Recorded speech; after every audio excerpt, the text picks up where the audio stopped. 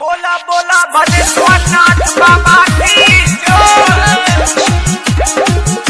Recording by music studio Hasinabad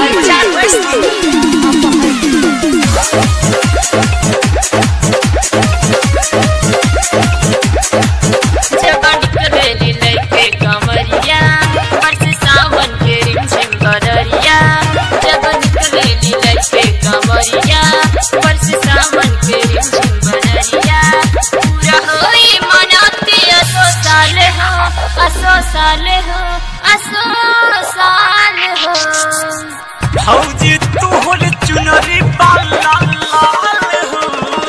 अरे सुनती हो भौजी तू चुनरी लाल हो। कांवर लेके चले कमाल चालू हो। भौजी तू चुनरी लाल हो। कांवर लेके चले कमाल चालू हो। DJ DJ DJ DJ Amit Amit अपहर अपहर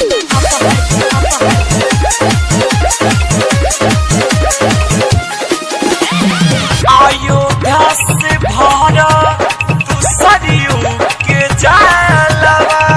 ये भौजी चलो ना पाइबू। ये भौजी तू मन जोगे पलवा हो। मन जोगे पलवा हो। मन जोगे पलवा ये चोरी में हो जाए धक्का धक्की हो। धक्का धक्की हो। धक्का धक्की हो। कांवरियों चिल्लाले सब बम बम हो। बोल बम कांवरियों चिल्लाने सब बम बम हो। कांवर लेके चलल कमाल चालू हो। भौजी तोरे चुनरी लाल हो। भौजी तोरे चुनरी लाल हो। कांवर लेके चलल कमाल चालू हो।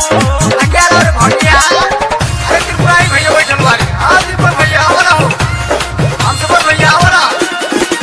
डीजे अमित अपहर अमित अपहर नया तोहर बारू सुनाए भौजी।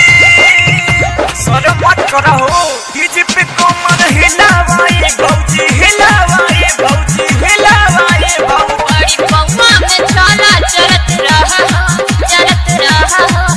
चलत रहा हो। पूछस गणेश प्रेमी भौजी हाल चाल हो। पूछस अवधेश भौजी हाल चाल हो। कांवर लेके चले कमाल चालू हो। भौजी तोरे चुनरी लाल हो। कांवर लेके चले कमाल चालू हो। भौजी तोरे चुनरी लाल हो। डीजे कांवर लेके चले कमाल चालू